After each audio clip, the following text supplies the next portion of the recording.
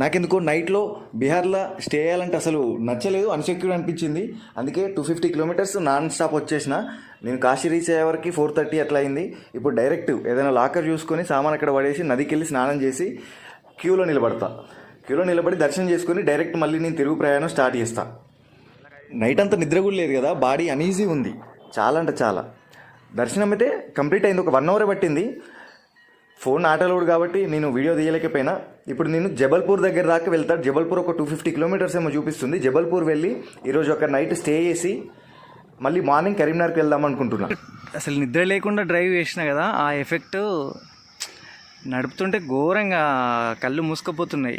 ఎందుకు రిస్క్ అని చెప్పి రోడ్ సైడ్ కొద్దిసేపు రెస్ట్ తీసుకుందాం అని చెప్పి ఆగిన. ఇక్కడ